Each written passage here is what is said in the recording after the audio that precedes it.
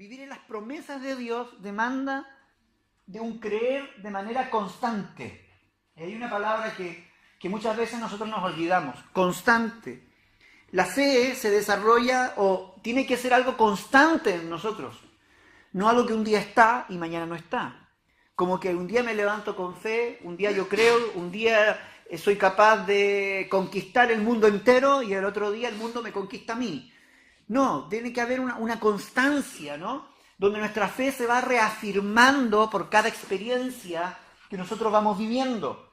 Entonces, es un poco eso lo que Dios nos va mostrando a través de cada proceso en la vida de Abraham. Un hombre que para alcanzar las promesas tiene que ir desarrollando una fe constante en su vida y que los procesos que él va viviendo sirvan simplemente para ir reafirmando lo que él va creyendo. Las situaciones no son para que nuestra fe se debilite, no, las situaciones son para que nuestra fe pueda crecer.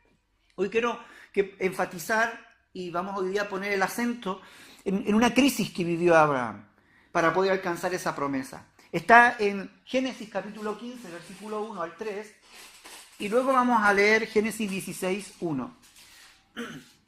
La crisis para poder enfrentar, crisis que hay que superar en este caso, que tuvo que superar Abraham para poder alcanzar las promesas.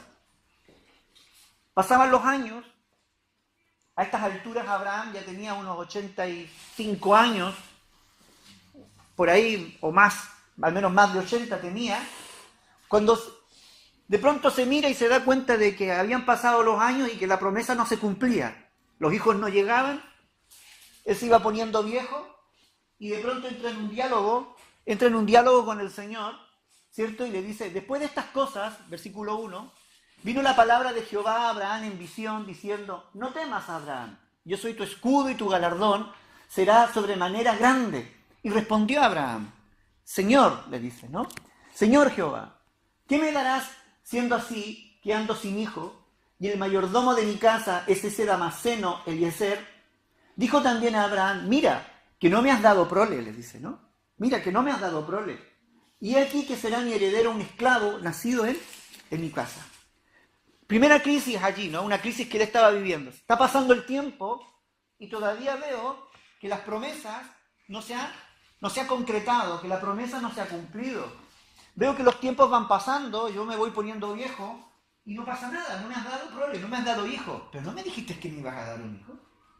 No me dijiste que me ibas que de mí ibas a hacer una nación grande. No dijiste que yo iba a tener una gran nación y que en mi simiente iban a ser benditas las familias de la tierra. Ahí enfrentaba una situación, ¿no? Capítulo 16, versículo 1, dice, Sarai, mujer de Abraham, no le daba hijos. Y ella tenía una sierva egipcia que se llamaba Agar. Sarai también, por otro lado, no le daba hijos. Es decir, tanto a Abraham, que ya el tiempo se le estaba pasando, veía por un lado que no daba hijos, de pronto miraba a Sarai y decía, aquí Sarai tampoco, es decir, todas las puertas estaban cerradas, ¿cierto? Para que la promesa se pudiese cumplir.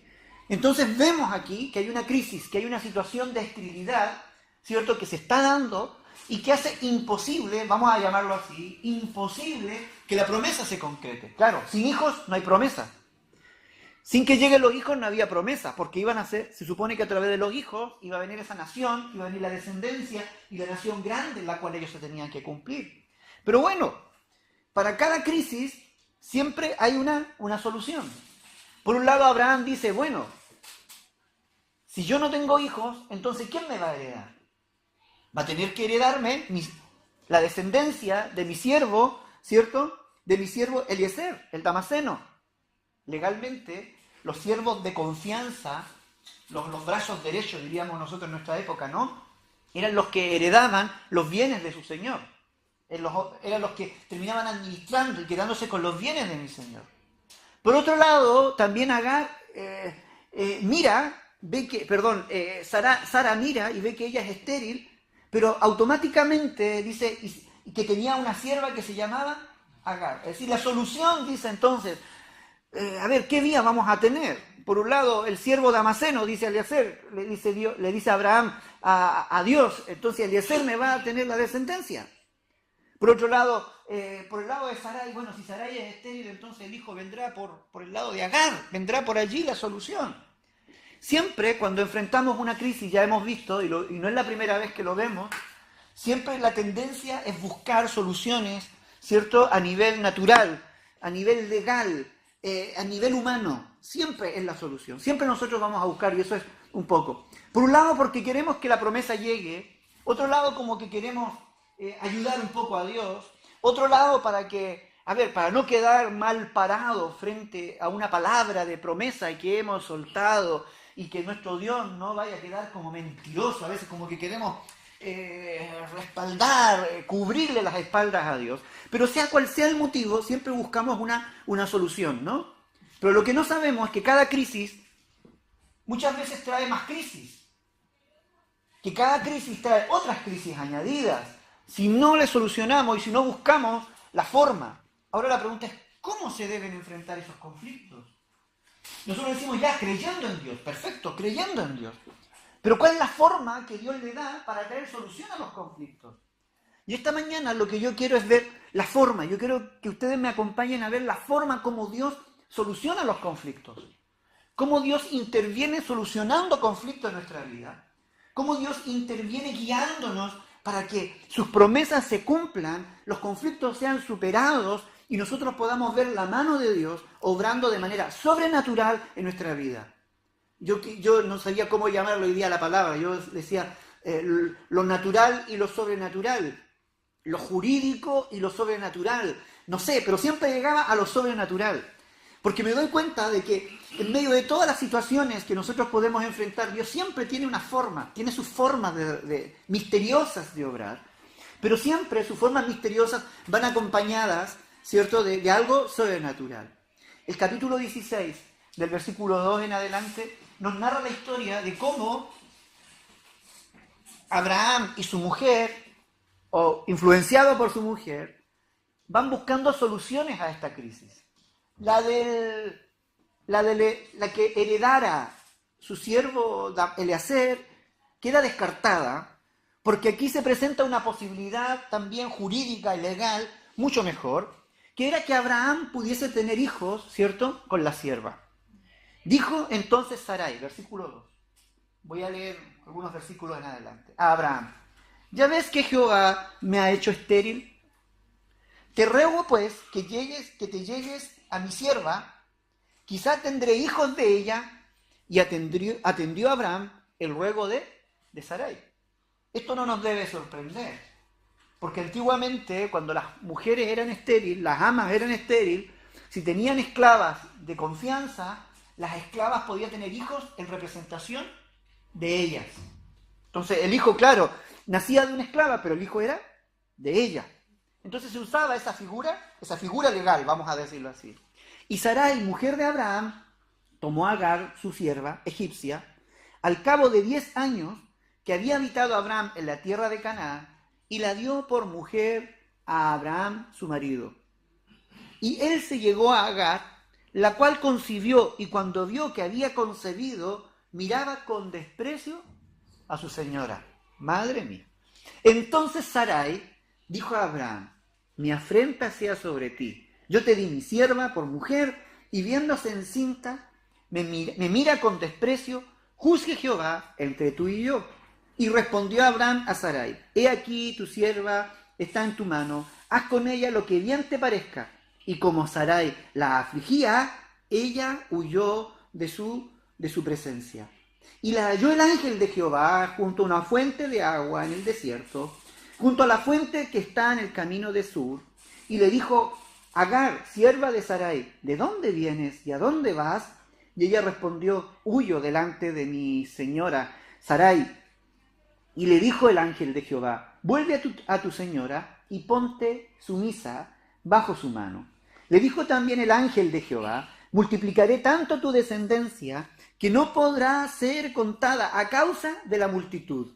Además, le dijo el ángel de Jehová: he aquí que has concebido y darás a luz un hijo, y llamarás su nombre Ismael, porque Jehová ha oído tu aflicción.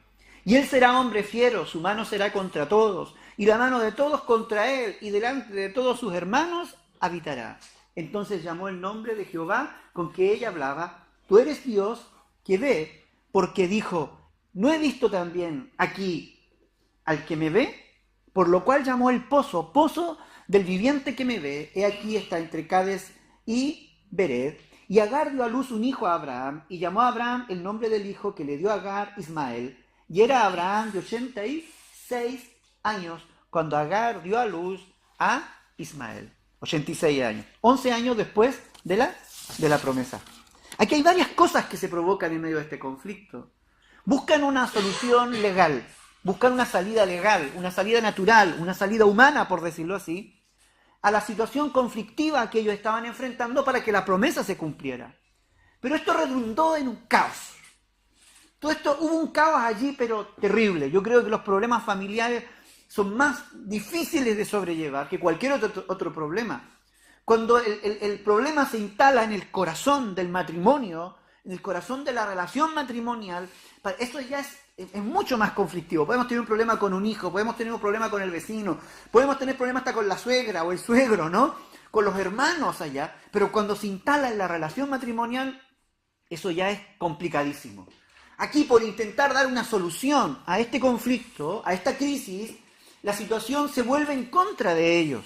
Entonces, una vez que Abraham se allega, ¿cierto?, a Agar la esclava, ¿qué es lo que hace? Dice que comienza a mirar con menosprecio, ¿cierto?, a su señora. Empieza a mirarla en menos, empieza a despreciarla, empieza a mirarla con inferioridad.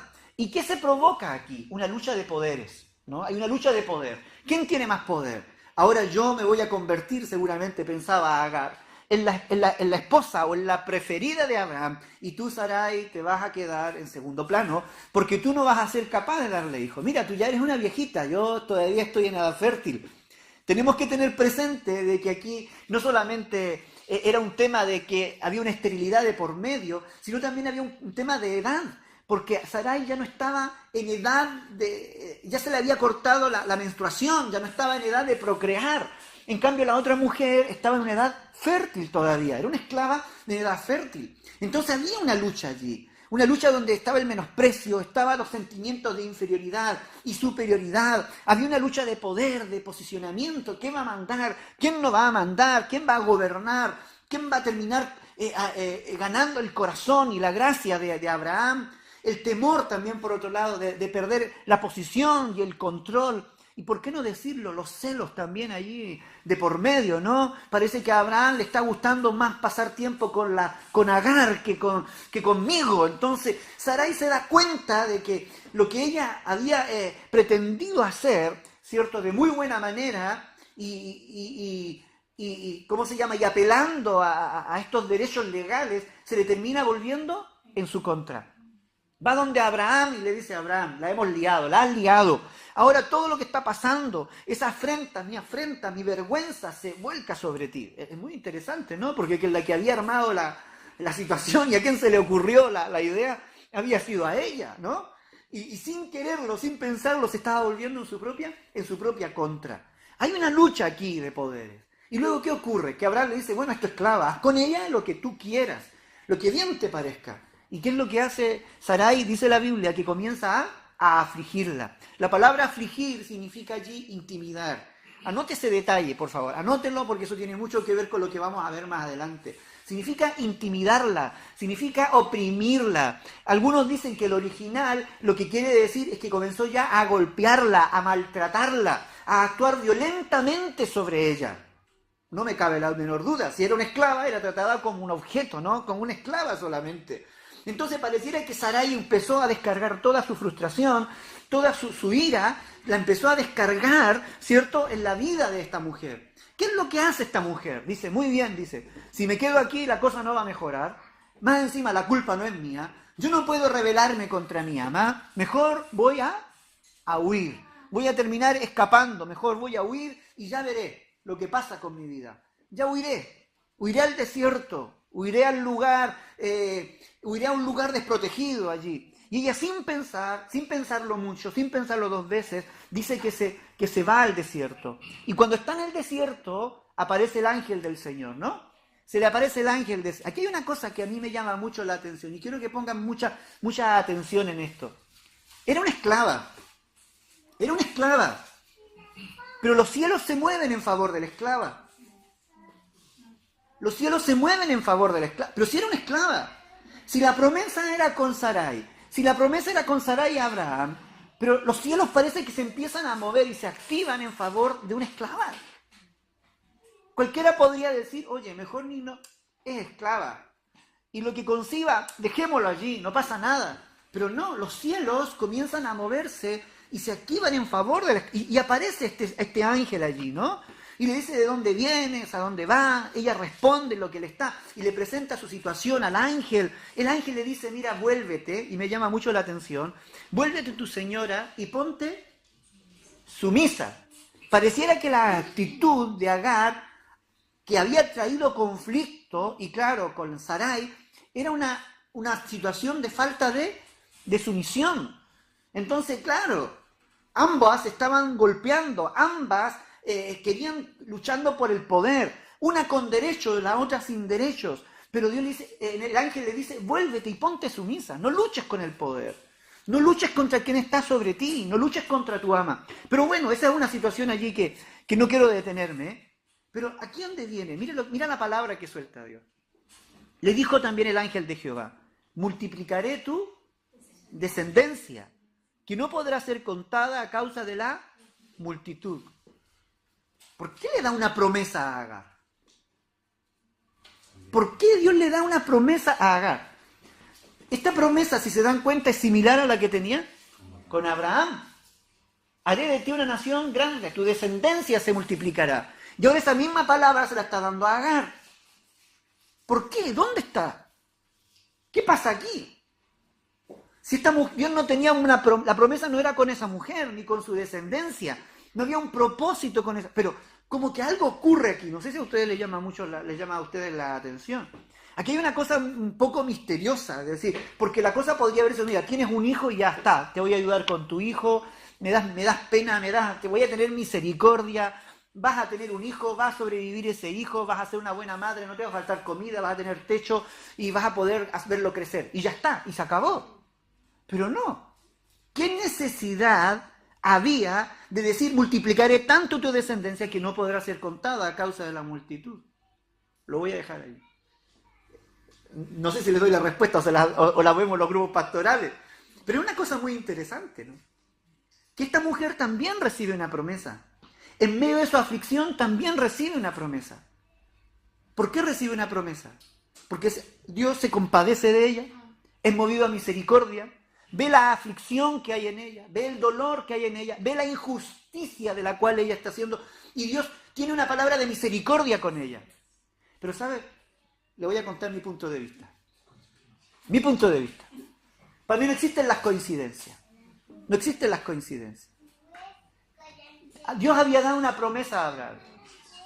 De ti haré una nación grande. Es decir, tú tienes en tu corazón, o tú tienes en tu vida, y todo lo que tú toques, vamos a decirlo así, se va a engrandecer. Se va a engrandecer. Todo lo que él conciba se va a multiplicar.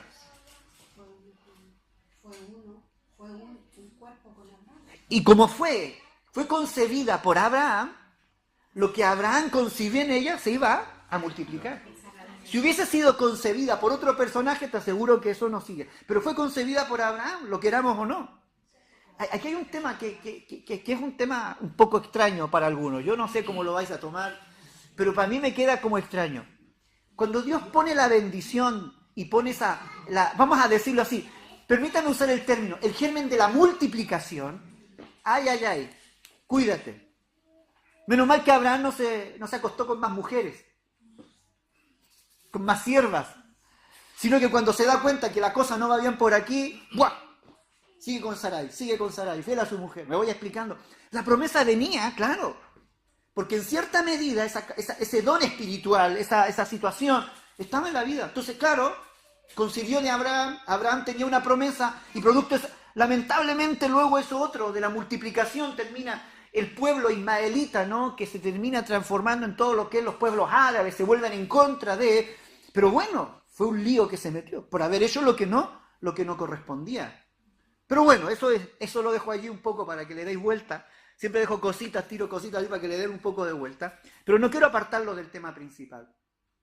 Este Ismael me encanta porque significa Jehová ha oído.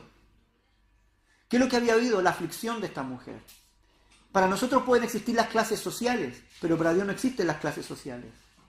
Lo que parecía ser simplemente una mujer que iba a ser usada con un fin, para Dios no existía simplemente alguien usada como un instrumento simplemente, como un medio, como un objeto que se usa y se desecha. No. Dios vio la aflicción de esta mujer, vio el dolor que había en ella, y Dios le cubre, Dios le da protección, ¿cierto? Y Dios está allí al lado de ella. Pero bueno, Abraham tenía, dice la Biblia, 86 años cuando se cumple 86 años cuando nace este Ismael. Rápidamente, pareciera que la historia da un vuelco, porque en el capítulo 18 nosotros ya vemos la promesa del nacimiento de Abraham, luego capítulo 21, en la promesa del nacimiento de Isaac, el capítulo 21 Isaac ya nace, pero la pregunta es cómo realmente se desarrolla la promesa de Dios. Hemos visto la línea legal, hemos visto las soluciones humanas que al final terminan trayendo conflicto. Pero la respuesta a la promesa la encontramos en Hebreos capítulo 11, versículo 11. Miren lo que Dios hace. A mí es un texto muy bonito. Por la fe, siendo estéril, y me llama mucho la atención que pone mucho énfasis en eso, siendo estéril, ¿qué es lo que recibió? Fuerza para concebir. Por la fe, siendo estéril, recibió fuerza para concebir, y dio a luz aún fuera del tiempo de la edad, porque creyó que era fiel que lo había prometido. Yo me quiero quedar con la primera frase, por la primera oración. Por la fe, siendo estéril, recibió fuerza para concebir. ¿Qué recibió? Fuerza. ¿Sabe? Por un lado vemos el aspecto legal, el aspecto humano, pero por otro lado vemos la intervención divina. ¿Cómo Dios opera? ¿Cómo Dios trabaja? Nosotros ya vimos que el hombre busca situaciones legales, busca argumentos, resquicios legales para dar solución, pero nos olvidamos de que Dios usa otro método. Y en su método hay dos cosas que se complementan. En este caso yo veo, ya voy a entrar a trabajar el texto, veo la intervención divina para hacer obras naturales y que parezcan natural. Obras sobrenaturales para que parezcan natural. ¿Sí? Lo digo. Dios interviene de manera sobrenatural para que sus obras siempre tengan un carisma natural. O dentro de lo natural, Dios obra de forma sobrenatural. Dice que Sarai, siendo anciana, era estéril, no tenía capacidad, pero dice que recibió la fuerza. La palabra fuerza, aquí en griego, es dinamis. La famosa palabra dinamis. Lo dicen, no, dinamita, no, luego se le aplica, no tiene que ver con la dinamita ni con el TNT que algunos han querido mezclar. Aquí, en ese tiempo todavía no existía el TNT, ni se le llamaba, no, aquí no se refiere a la dinamita, para nada, ¿no? El dinamis, en griego, tiene que ver con un poder sobrenatural. La palabra dinamis siempre está asociado al poder de Dios operando, obrando, interviniendo en la vida de las personas. De hecho, muchos lo traducen como poder milagroso, la palabra dinamis. Y recibiréis poder cuando haya venido sobre vosotros el Espíritu Santo. Es decir, recibiréis ese dinamis, recibiréis ese poder milagroso para ser testigos, para dar testimonio, para vivir la vida del Espíritu. Recibiréis ese dinamis. Dice que Sarai se llenó de ese poder milagroso, es decir, algo ocurrió allí. Me encanta ver a una María cuando le dice a Dios, pero Dios, es que era virgen, ¿no? Pero Dios le dice, vendrá sobre ti el Espíritu Santo y concebirá. Y tú dices, oye, pero ¿cómo es eso? No, eso es algo sobrenatural. Y luego María vivió una vida natural, Como que lo sobrenatural interviene en un momento oportuno para poder engendrar, para poder concebir, para poder activar lo necesario para que la naturaleza siga su curso. ¿Sí? Para que la naturaleza siga su curso. Entonces, cuando alguien dice, toda sanidad viene de Dios, yo creo que toda sanidad viene de Dios. Por ejemplo, ¿por qué toda sanidad viene de Dios? Porque Dios se encarga muchas veces de simplemente activar lo que es necesario para que el milagro se desarrolle, para que la sanidad se logre, porque hay cosas que solamente Dios puede intervenir, que los medicamentos no llegan, que las situaciones no llegan, que las fuerzas no llegan, pero Dios a través de su poder llega. Esta mujer tenía todo en contra para poder concebir, pero dice que la fuerza, que el poder de Dios sobrenatural viene para activar lo necesario. ¿Qué habrá activado? La generación de óvulos. ¿Qué habrá activado? La fuerza del útero. ¿Qué habrá activado? Todo lo necesario para que ella se robustezca, para que luego sus pechos den leche, para que todo su organismo rejuvenece y comienza a florecer.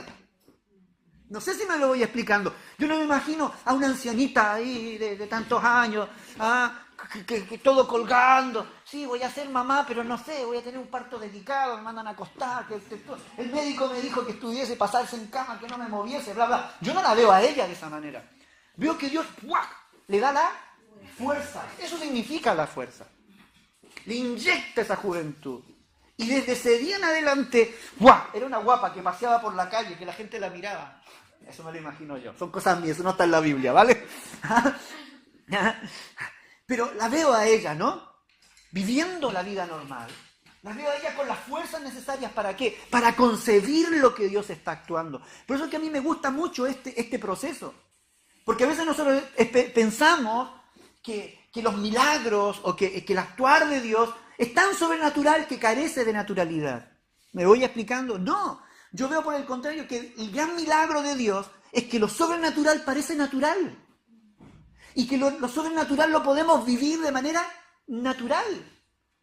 Nosotros estamos acostumbrados a vivir momentos a veces y destacamos ciertos momentos puntuales de experiencias sobrenaturales en nuestras vidas. Cuando la verdad de las cosas es que si tú empiezas a pensar, si Dios abriera tus ojos, abriera nuestro entendimiento, nos daríamos cuenta de que cada momento de nuestra vida es una experiencia sobrenatural. ¿Sí? Me voy explicando. Cada experiencia de nuestra vida, cada momento de nuestra vida, hay experiencias sobrenaturales que son tan naturales para nosotros que ni siquiera nos damos cuenta. ¿Sí? ¿Ahí se ha entendido? Es tan natural para nosotros, llega a ser tan natural vivir lo sobrenatural que parece normal. Hoy se nos acaba de acabar el gas que parecía el aceite de la viuda ¿no? Encendíamos, ahí está, ya tiene como 3 meses esta cosa. Siempre nos duraba, de verdad nos duraba a lo mucho 30 días, 3 meses, ahí está. Dale, descansa. Seguramente con la ofrenda de hoy vamos a poder comprar gas, así que ya está, por eso es que se acabó hoy día, si la cosa es así. Pero yo digo, a ver, no sé si tú ves los procesos de la Biblia, cada vez que Dios obra un milagro. La gente se queda con el milagro y luego lo acepta de manera sobrenatural en su vida. Veo a Eliseo llegando a la casa de la viuda diciendo, dame a mí primero, ¿no? A Elías, perdón, llegando a la casa de la viuda diciendo, dame a mí primero. Y la mujer iba a preparar sus últimos bocadillos allí, ¿no? Con el poco de aceite, el poco de harina que le quedaba, dame a mí primero. Le dice, y lo oyó con tanta naturalidad, con mucha soltura, no saca esa voz que a veces les gusta sacar a algunos, no, oh, hijo mío, no, natural, dame a mí primero. Y la mujer deja de hacer, le da a él primero y dice que luego el aceite y la harina no se le acabaron.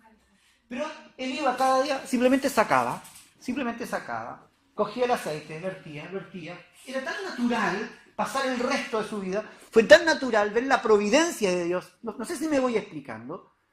Es que el punto o el nivel que Dios quiere llevar nuestra vida es que los aspectos sobrenaturales sean algo natural, que se van dando en cada uno de nosotros. Y eso es lo que Dios quiso hacer en la vida de esta mujer y de este hombre. Intervenir de manera milagrosa, que lo natural que Dios obre aparezca para Dios. Es tan natural hacer obras sobrenaturales. Para Dios es tan normal hacer milagros. Para Dios no significa ningún esfuerzo intervenir, pero Él quiere que nosotros lo entendamos y lo vivamos también de esa manera. que lo normal para nosotros debe ser experimentar y ver lo sobrenatural que Dios está haciendo a nuestro lado. Como yo decía hace un momento, hay tantas cosas que nosotros las vemos de manera natural y que son tan comunes para nosotros que hay muchos aspectos sobrenaturales que se activan para que eso viva nuestra vida. Mira tu economía, por ejemplo. Echa cuentas. Es lógico que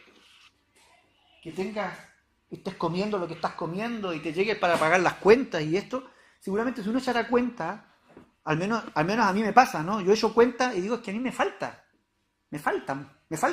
mucho.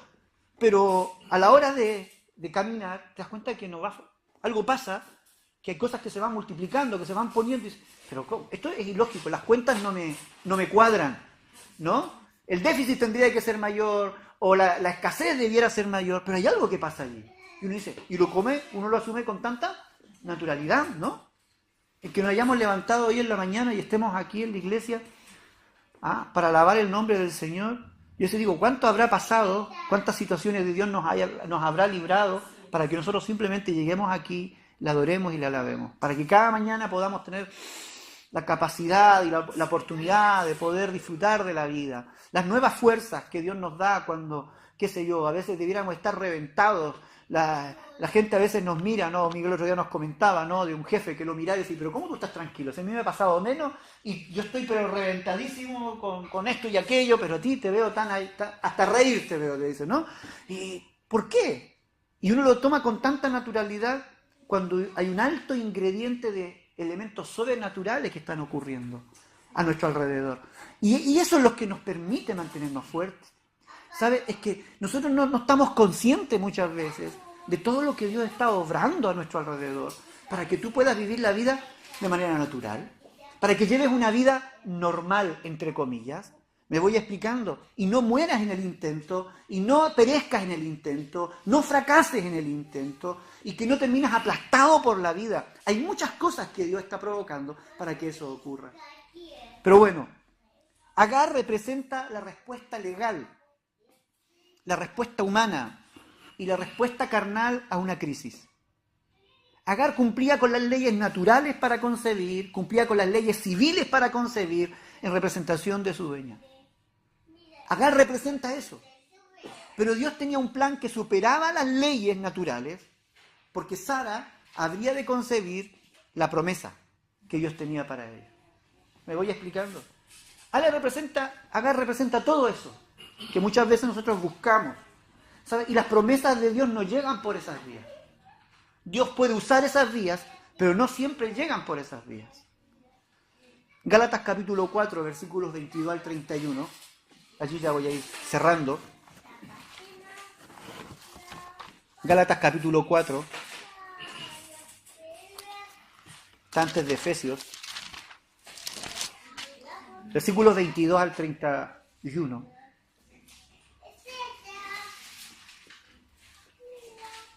¿Vale? Miren lo que dice. Aquí no dice nada nuevo, sino que dice algunas cosas que ya nosotros conocemos. Pero mira lo que dice.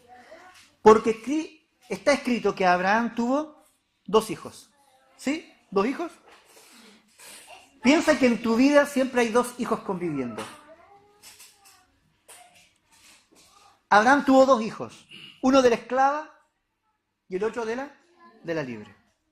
Pero como eran hijos de Abraham, ambos tenían el germen de la multiplicación. Así que crecieron, se multiplica. Pero el de la esclava nació según la carne. Mira, aquí está más claro que el agua. Más el de la libre, ¿por qué? Por la promesa. Es decir, tú y yo podemos concebir de acuerdo a la promesa o podemos concebir por la carne. Qué interesante esto. Nosotros podemos frente a la crisis concebir en la promesa o podemos esperar a la promesa o podemos concebir en la carne. Todo lo que tú siembras lo puedes sembrar de acuerdo a la promesa o de acuerdo a la carne. Todo lo que tú vas a sembrar, lo que estás haciendo puede ser de acuerdo a la carne o puede ser de acuerdo a la promesa. Promesa sinónimo de espíritu también, ¿no? Es decir, puede ser en el espíritu o puede ser en la carne. Pero mira, ¿cuál es la alegoría? Pues estas mujeres son los 2 pactos, dice. El uno proviene del monte Sinaí, el cual da hijos para esclavitud. Esta es Agar, es decir, si siembras de acuerdo a la carne y estás siempre sembrando producto de los legalismos, de las leyes humanas, y buscas la solución en la carne, todo lo que tú vas a concebir de eso siempre te va a llevar a la esclavitud. Te va a esclavizar. Porque Agar es el monte Sinaí en Arabia y corresponde a Jerusalén actual, pues está junto con sus hijos, está en esclavitud, dice. Mas la Jerusalén de arriba, la cual es madre de todos, ahí está hablando de una Jerusalén diferente, que es la Jerusalén espiritual, es como libre. Es decir, la carne, permítanme hacer esta aplicación, ¿vale? Que no es la interpretación, estoy haciendo una aplicación. Es decir, la carne siempre nos va a llevar a situaciones de esclavitud. Pero lo que proviene de Dios, bajo la promesa de Dios, siempre nos va a llevar a situaciones de libertad. Apúntate siempre eso. Porque está escrito, regocíjate o estéril, tú que no das a luz. Prorrumpe en júbilo y clama, tú que no tienes dolores de parto. Porque más son los hijos de la desolada que la de que tiene marido. Así que, hermanos, nosotros como Isaac somos hijos ¿de qué? De la promesa. Si tú eres un hijo de la promesa, entonces tienes que vivir de acuerdo a ¿qué? A las promesas de Dios, de acuerdo al Espíritu de Dios, de acuerdo a lo que Dios tiene para tu vida, de acuerdo a la dirección que Dios tiene para tu vida. Pero como entonces los que habían nacido según la carne perseguían al que había nacido según el Espíritu, así también ahora. ¿Quién persigue a quién? ¿El de la carne persigue? Al del Espíritu, al de la promesa. ¿Acaso no hay una lucha constante? ¿Acaso la carne no te persigue? ¿Cierto? No te persigue cada vez que tú quieres vivir y actuar de acuerdo a los principios de Dios, de acuerdo a los principios espirituales de Dios. Es decir, todo lo que nosotros vamos consiguiendo, hermano, mire, es que esto tiene su qué. A veces nos decimos, pero si yo soy hijo de Dios, ¿por qué tengo que sufrir estas consecuencias? Claro, si lo sembraste en la carne. ¿Por qué si yo estoy orando, estoy buscando a Dios y quiero hacer la voluntad de Dios, está esto otro que todavía me sigue como atacándome? Claro, porque si lo sembraste en la carne, lo que tú siembres en la carne, al final siempre va a luchar contra lo que tú has sembrado en el Espíritu. Va a querer tirar de ti, va a querer opacar lo que tú quieras construir, va a querer frustrar lo que tú quieras hacer para el Señor. Pero por eso que aquí tenemos que tener un cuidado. ¿Qué cosa? No sembrar en la carne. Cada vez que sembramos en la carne, estoy hablando como pueblo, como hijos de Dios, al final eso igual nos pasa la cuenta.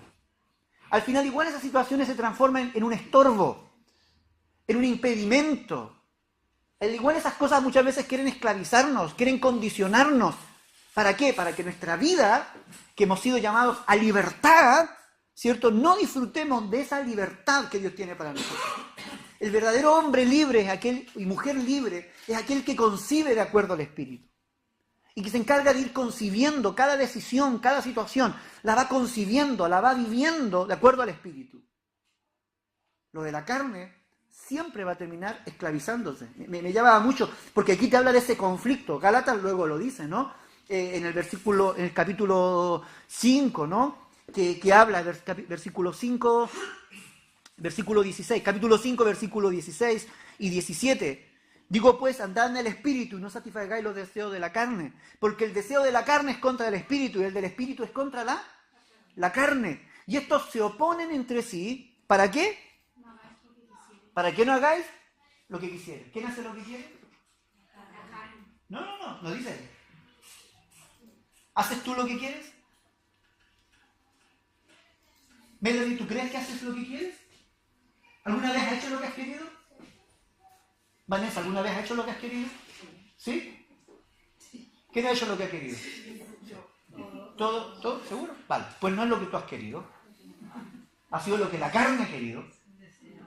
Lo que la carne ha deseado, pero no ha sido tú. Ha sido la carne. Es que ese es un truquillo, ¿no? El diablo te hace creer, has hecho lo que has querido. No, ni tú lo querías. Era tu carne la que lo quería. Porque a veces lo que tú quieres hacer es lo del Espíritu. Entonces, en nuestra vida, en tu vida, en mi vida, hay una lucha. Está la lucha del Espíritu que está diciendo, haz esto, siembra en esto, concibe de acuerdo a esto. Y está la lucha de la carne diciéndote, haz esto otro. Entonces, de acuerdo a lo que tú hagas, ¿Vas a hacerlo de la carne o vas a hacer del espíritu? Pero tú nunca vas a quedar en un terreno neutral. Nunca vas a quedar en un terreno... Eso está marcado en nuestra vida. ¿Sí? ¿Me voy explicando? La gente del mundo actúa de acuerdo al espíritu o de acuerdo a la carne. Hace lo que quiere. Yo hago lo que quiero. A mí nadie me manda. Voy a donde quiero. Administro mis bienes como quiero. Mentira. Porque tú lo administras de acuerdo a lo que tu carne te está diciendo. Tu carne te pide licor, licor le das. Tu carne te pide mujeres, mujeres le das. Tu carne te pide juerga, a juerga te das. Me voy a explicar. No haces lo que quieres. Haces lo que tu carne, lo que tu vanidad, lo que tus deseos, tus bajas pasiones, o haces lo que el espíritu. Pero ten cuidado, porque la carne siempre termina esclavizándote. La carne siempre termina encerrándote. La carne siempre termina condicionándote. Aunque la carne te hace creer que vives en libertad, siempre terminas viviendo condicionado, siempre terminas viviendo bajo su esclavitud. Y la esclavitud lo que trae es pobreza, lo que trae es miseria, lo que trae es frustración a la vida de las personas. Pero en cambio la vida de Cristo es la vida del Espíritu, la vida de Cristo es la que nos lleva siempre a libertad. El hombre que es libre, Jesús dijo que la verdadera libertad era conociéndolo a Él. Y conoceréis la verdad y la verdad os hará verdaderamente libres. El que me conoce a mí, dijo Jesús, porque Él es la verdad, es el verdadero hombre, la verdadera mujer que es libre, el que lo conoce a Él. Fuera de Él no hay libertad, siempre hay esclavitud. Por muy chulo que la gente sea, por muy agrandado que parezcan, por muy liberales que parezcan, mentira, son los esclavos número uno que hay en la tierra. Entonces aquí hay una lucha que la vivió. Es decir, la vida de Abraham está allí enseñándonos. Las promesas de Dios están allí enseñándonos. Ahora, una cosa muy interesante. Para vivir la vida del Espíritu, Dios dice, cuentas con mi poder sobrenatural. Todas las promesas vienen a nuestra vida gracias a esa vida, a la vida del Espíritu. La promesa obra siempre en libertad y para libertad de tu vida. Es por eso que Dios no quería que el Hijo llegara por otras fuentes, por otros medios. No quería Dios que Isaac llegara por otros medios. No quería que la familia de Abraham se engendrara por otros medios. No, Dios tenía medios naturales para hacerlo. Y como no lo engendró el primer hijo por medios naturales, ese hijo al final se transformó en una espina, se transformó en una piedra en el camino. Lo humano, lo terrenal, lo carnal siempre trae esclavitud. La perfecta voluntad de Dios se desarrolla de manera natural en aquellos que siempre están confiando en el Señor. Dios quiere que su vida, la vida del Espíritu, sea algo natural para nosotros. Que sea natural escoger la vida del Espíritu. Yo sé que todavía estamos en muchas luchas en nosotros, ¿no? Siempre está nuestra carne como queriendo atraparnos, haciéndonos enfadar, desanimándonos, confundiendo, cuestionando. Está nuestra carne con sus sentimientos, que un día nos sentimos arriba, otro día nos sentimos abajo. Pero tiene que llegar el punto donde lo natural sea vivir la vida del Espíritu, y que dentro de esa natural las cosas de Dios se empiecen a desarrollar a nuestro alrededor. No hay una vida más hermosa, más gloriosa, que ver la mano de Dios obrando y operando de manera sobrenatural en cada uno de nosotros. No hay una forma más gloriosa. Este año para nosotros ha sido un año de muchos milagros en nuestra vida, de verdad. El otro día, cuando estaba nuestro hijo aquí, orábamos con él, y antes de despedirnos y todo, hacíamos memoria de los milagros que Dios estuvo haciendo durante este año y que parecían de manera tan natural. Yo decía, pero si no tuve que ni esforzarme, no tuve ni qué, simplemente se desataban. Pero eso es ¿por qué? Porque hemos tenido que aprender a alinear nuestra vida a la voluntad del Espíritu. Me voy explicando así. Cuando tú alineas tu vida a la voluntad del Espíritu, lo sobrenatural comienza a fluir de una manera natural en tu vida. Cuando tú alineas tu vida a la voluntad de la carne, Dios ya no puede intervenir de manera sobrenatural, porque tú quieres obedecer a la carne. Y la carne termina condicionándote, termina limitándote.